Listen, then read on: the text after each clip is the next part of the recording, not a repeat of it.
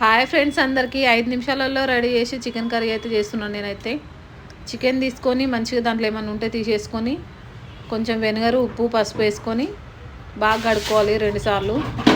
చలికాలం వర్షాకాలం అయితే చికెన్ బాగా కడుక్కుంటూ ఉండాలి, లేదంటే ఏమైనా వైరస్ వస్తుంటాయి. మంచిగా నీట్గా కడుక్కోవాలి. నీట్గా కడుక్కొని కుక్కర్ తీసుకొని దాంట్లో వేసుకొని 1 స్పూన్ ఉప్పు, 1 స్పూన్ పసుపు, 1 స్పూన్ కారం అయితే జర పెద్ద స్పూన్ వేసుకున్నాను. అయితే మీకు కావాల్సినంత వేసుకోండి. 1 స్పూన్ అల్లం పేస్ట్ వేసుకోవాలి. అల్లం పేస్ట్ వేసుకున్న తర్వాత ఒక 4-5 వెల్లుల్లిపాయలను పొట్టు తీసుకొని వేసుకోవాలి.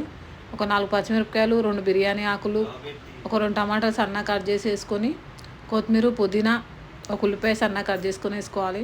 హోల్ గరం మసాలా ఒక 2-3 వేసుకున్నాను నేను. చెక్క, లవంగం, 4 మిరియాలు, కొంచెం నూరింది గరం మసాలా, కొంచెం ధనియాల పొడి, కొంచెం ఆయిల్ వేసుకొని అయితే మొత్తం అంతా కలుపుకోవాలి. బాగా మ్యాగ్నేట్ చేసుకొని పక్కకు పెట్టుకోవాలి. ఒక 5-10 మినిట్స్ 10 మినిట్స్ పక్కకు పెట్టుకున్నాక కుక్కర్ పెట్టుకొని 2 విజిల్ తీసుకోవాలి. మీడియం మంట పెట్టుకొని. నాకైతే 2 విజిల్తో అయిపోయింది కర్రీ. అయితే మీకు కావాలంటే ఇంకో విజిల్ తీసుకోండి. చాలా బాగా వచ్చింది. ముక్క కూడా స్మూత్గా మంచిగా వచ్చింది.